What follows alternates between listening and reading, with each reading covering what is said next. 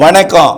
செல்வகுமாரின் இந்திய வானிலை ஆய்வறிக்கை அனைத்து மாநிலங்களுக்குமானது. அதிகாரப்பூர்வ வானிலை அறிக்கைக்கு இந்திய வானிலை ஆராய்ச்சித்துறை அறிக்கையை பார்க்கவும். வானிலை அமைப்பு 2024 பிப்ரவரி 23 வெள்ளிக்கிழமை அதிகாலை நிலவரப்படி மேற்கத்திய இடையூறு ஏற்கனவே கடந்த 19-20 தேதி வாக்கில் காஷ்மீர், இமாச்சல் பிரதேசம், பஞ்சாப் மற்றும் உத்தரகாண்ட் பகுதிகளுக்கு வந்த அந்த மேற்கத்திய இடையூறு இமயமலை பகுதிகள் வழியாக நேபாளத்தை ஒட்டிய பகுதி வழியாக நேற்றைக்கு சிக்கிம் மாநிலம் சென்றது. வடகிழக்கு மாநிலங்கள் நோக்கி நகரும் என்றும், இமயமலை ஒட்டிய சீன எல்லைப்பகுதியில் இருக்கும் என்றும், இமயமலை ஒட்டி அதாவது மேற்கு வங்கத்திற்கு வடக்கே நேபாளத்திற்கும் பூட்டானுக்கும் இடைப்பட்ட பகுதியில் இருக்கக்கூடிய இந்திய மாநிலமாம் சிக்கிம் பகுதிக்கு நேற்றைக்கு அது வந்தது. சுற்றுலா பயணிகள் எதிர்பாராத விதமாக அந்த பனி மூட்டத்தில், அதாவது பனி புயல் என்று சொல்லலாம், அது ஒரு பனி புயல் தான். மேற்கத்திய இடையூறு என்பது மத்திய தரைக்கடல் பகுதியில் இருந்து வரக்கூடிய ஒரு காற்றழுத்த தாழ்வு பகுதி. இந்த காற்றழுத்த தாழ்வு பகுதி அப்படியே ஒவ்வொன்றாக, ஒன்று தீவிரமாகவும், ஒன்று தீவிரம் குறைவாகவும், ஒரு சாதாரண ஒரு மெலிந்த சுழற்சியாகவும் ஒன்று ஒவ்வொன்றாக வந்து கொண்டே இருக்கும். அதன் அடிப்படையில் 19-20 தேதிகளில் வந்தது கனமழை பிடிப்பை கொடுத்தது காஷ்மீருக்கும், பஞ்சாபிற்கும், லடாக்கிற்கும், உத்தரகாண்டிற்கும்.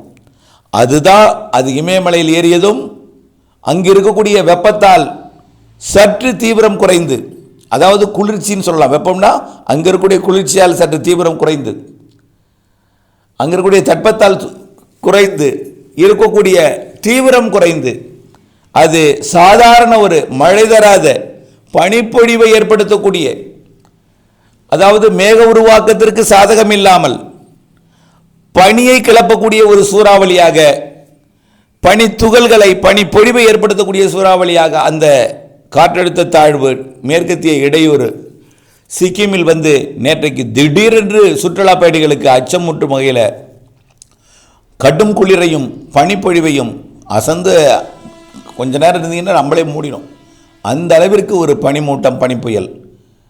இராணுவத்தினர் மீட்டு பாதுகாப்பான இடங்களுக்கு அழைத்து சென்றனர் சுற்றுலா பயணிகளை. இது ஒரு நிகழ்வு நடந்திருக்கு. இன்னும் அந்த மேற்கத்திய இடையூறு சிக்கிமை விட்டு தற்பொழுது விலகி பூட்டானில் நகர்ந்து கொண்டிருக்கிறது. பூட்டானில் இருந்து அருணாச்சல பிரதேசம் சென்று அது படிப்படியாக சீன பகுதியை நோக்கி விலகி செல்லும். ஆக 2 நாட்களுக்கு அருணாச்சல பிரதேசத்தில் இப்படிப்பட்ட பனிப்பொழிவுகள் இருக்கும். மழை பொழிவிற்கும் சாதகம் அருணாச்சல பிரதேசத்தில். அதாவது அருணாச்சல பிரதேசத்துக்கு காற்று வங்க கடற்பகுதியிலிருந்து வரும். ஆனால் சிக்கிமிற்கு வங்கக்கடல் காற்று கிடைக்காத காரணத்தினால அது பனிமூட்டத்தோட பனிப்புயலாக மட்டுமே இருந்துவிட்டு பனிப்பொழிவை ஏற்படுத்திவிட்டு சுற்றுலா பயணிகளுக்கு பெரிய அளவில் ஒரு பாதிப்பை, பனிப்புயல் போன்ற ஒரு பனிப்பு பாதிப்பை கொடுத்துவிட்டு அது விலகி சென்றிருக்கிறது. இன்றைக்கு நாளைக்கு அருணாச்சல பிரதேசத்தில் இருக்கும். இதுக்கு அடுத்தபடியாக மேற்கத்திய இடையூறு மார்ச் 1ஆம் தேதி காஷ்மீர் வரை இருக்கிறது. அதாவது பாகிஸ்தானுக்கு 29ஆம் தேதியும் 28 ஆப்கானிஸ்தானுக்கும் 29ஆம் தேதி பாகிஸ்தானுக்கும், மார்ச் 1ஆம் தேதி காஷ்மீர் பகுதிகளுக்கும், மார்ச் 1-2 தேதிகளில் காஷ்மீர் மற்றும் இமயமலை, அதாவது உத்தரகாண்ட், பஞ்சாப், லடாக், காஷ்மீர் மற்றும் இமாச்சல் பிரதேச பகுதிகளுக்கும் சண்டிகர் பகுதிகளுக்கும் வர இருக்கிறது. இது மார்ச் 1-2-3 தேதிகளில் அங்கே இருந்து மீண்டும் ஒரு மழைப்பொழிவை, பனிமழைப்பொழிவை, பனி உருக செய்யும் மழைப்பொழிவை கொடுத்துவிட்டு மீண்டும் நேற்று சிக்கிமுக்கு வந்தது போலவே அருணாச்சல பிரதேசம், சிக்கிம் வழியாக அது சீன பகுதியை நோக்கி, கிழக்கு நோக்கி நகரும். சீனா தான் டோட்டலாகவே காஷ்மீர் எல்லை தொடங்கி அருணாச்சல பிரதேசம் எல்லை வரைக்கும், திபெத் பகுதி, சீன பகுதி எல்லாமே. ஆக இது எல்லாமே இந்த பகுதி வழியாக அது அருணாச்சல பிரதேசம் போகும். ஓகே, இது முடிஞ்சு போச்சு. வட மாநிலங்களிலே ஆங்காங்கே காற்று சுழற்சிகள், வளிமண்டல சுழற்சிகள் உருவாகி இருக்கிறது. இப்பொழுது இருக்கிற வானிலை அமைப்பை பார்க்கும்பொழுது உருவாகி கொண்டிருக்கிறது. மெல்ல படிப்படியாக 25, 26, 27 தேதிகளிலே இந்த வளிமண்டல சுழற்சிகள் வட இந்திய நிலப்பகுதிகளில் தீவிரமடையும். அதற்கு முன்பு இப்போ இன்றைக்கு நாளைக்கு பார்த்தீங்கன்னா வலுவான ஒரு வானிலை அமைப்புன்னு பார்த்தீங்கன்னா அருணாச்சல பிரதேசம் தான். அருணாச்சல பிரதேசம் மட்டுமல்ல, அதனை ஒட்டியுள்ள அனைத்து வடகிழக்கு மாநிலங்களுக்குமே, அதாவது அருணாச்சல பிரதேசம், அஸ்ஸாம், நாகாலாந்து மற்றும் மேகாலயா போன்ற பகுதிகளுக்கு மழைப்பொழிவை கொடுக்கும். இந்த மழைப்பொழிவு 2 நாளுக்கு கொடுத்த பிறகு அடுத்ததாக ஒரு வானிலை அமைப்பு வட இந்திய நிலப்பகுதிகளில் உருவாகக்கூடிய காற்று சுழற்சிகள். இந்த காற்று சுழற்சி எல்லாம் மழைப்பொழிவு வரக்கூடிய 25ஆம் தேதியிலிருந்து வட மாநிலங்களில் மழைப்பொழிவை கொடுக்க போகிறது.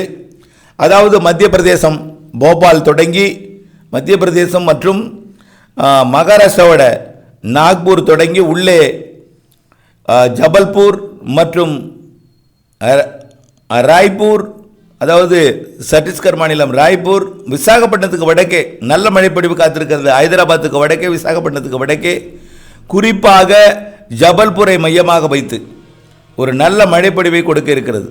அந்த மழைப்பொழிவு புவனேஸ்வர் மற்றும் கட்டக், அதே போல் பூரி, பாரதீப் வரைக்கும் மழைப்பொழிவை கொடுக்கும். இது வட இந்திய நிலப்பகுதிகளில் உருவாகக்கூடிய காற்று சுழற்சி.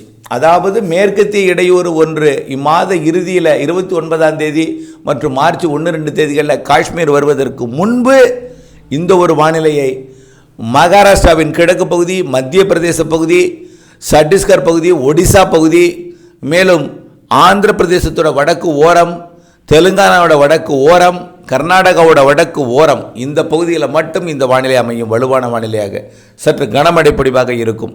கனமழை பொழிவு என்பது மகாராஷ்டிரா கிழக்கு பகுதி, அதாவது நாக்பூர் பகுதி, அதற்கு கிழக்கே உள்ள பகுதி, மேலும் ராய்ப்பூர், அதாவது சத்தீஸ்கர் பகுதி, ஒடிசாவோட புவனேஸ்வர் பகுதி, மத்திய பிரதேசம் போபால் தொடங்கி ஒடிசா கடலோரம் வரைக்கும், அதே போல் ஜார்க்கண்ட் மாநிலத்தோட பகுதிகள் தொடங்கி, அதாவது பீகாருக்கு தெற்கே ஜார்க்கண்ட், சத்தீஸ்கர், மத்திய பிரதேசம், ஒடிசா, இது வரைக்கும் வரக்கூடிய 25, 26, 27, 28 தேதிகளில் கனமழை வாய்ப்பு இருக்கிறது. 2 நாள் நிச்சயமாக நல்ல மழை பொழிவு இருக்கிறது இந்த பகுதிகளில். அதோட தாக்கம்தான் இந்த கிழக்கு காற்றை ஈர்க்கும் வழித்தடம் என்பதனால தான் தமிழ்நாட்டில் 25ஆம் தேதி, 24, 25, 26, 27 மேகமூட்டங்களை உருவாகும், தூறல் துளிகள் விழலாம், 1-2 இடங்களிலே நனைக்கலாம். அப்போ பாருங்க, எங்கே பார்த்தாலும் இல்லை, உங்களுக்கு பெய்யுமா, உங்களுக்கு பெய்யும் என்று நம்பக்கூடாது, ஆனால் பெய்ய வாய்ப்பு இருக்கிறது. 1-2 இடத்துல அந்த 1-2 இடம் உங்களுக்கே இருக்கலாம், அல்லது அருகிலே இருக்கலாம், அல்லது எங்கோ ஒரு இடத்துல இருக்கலாம். அப்படி தான் நீங்கள் நினைக்க வேண்டும். ஆக நனைக்கும் தூறல் மழைப்பொழிவுகள் இருக்கிறது. சனி ஞாயிறு, குறிப்பாக ஞாயிறு, திங்கள் செவ்வாயில் குறைவான பரப்பில் தூறல் நனைக்கும் மழை இருக்கிறது என்பதை நினைவில் கொண்டு நம்முடைய தமிழ்நாட்டில் முன்னெச்சரிக்கை நடவடிக்கைகள், அதாவது உலர்த்துதலுக்கு முன்னாயத்தத்துடன் இருக்கணும், மூடி பாதுகாக்க, அவ்வளவுதான், வேற ஒன்றும் இல்லை. அதே போல் தென்கோடி மாவட்டங்களாம் தமிழ்நாட்டில் கன்னியாகுமரி, திருநெல்வேலி, தென்காசி, தேனி வரைக்கும், விருதுநகர் மேற்கு பகுதி வரைக்கும் அங்கேயும் கூட லேசான மழைக்கு வாய்ப்பு இருக்கிறது. நனைக்கும் மழைக்கு மிதமான மழை கூட பெய்யலாம். திருநெல்வேலி மாவட்டம் ராதாபுரம் தொடங்கி தேனி மாவட்டம் அப்படியே கொடைக்கானல் மலைப்பகுதி வரைக்கும் கூட மலை ஓரமும் கடல் ஓரமும் வாய்ப்பு இருக்கிறது என்பதை நினைவில் கொள்ளுங்கள். தொடர்ந்து வானிலை ஆய்வறிக்கூட இணைந்திருந்து திட்டமிட்ட பணி செய்தல் ஆகும்படி அன்போடு கேட்டுக்கொள்கிறேன். சிக்கிம் போல இன்றைக்கு அருணாச்சல பிரதேசத்தில் பனி வீசலாம்.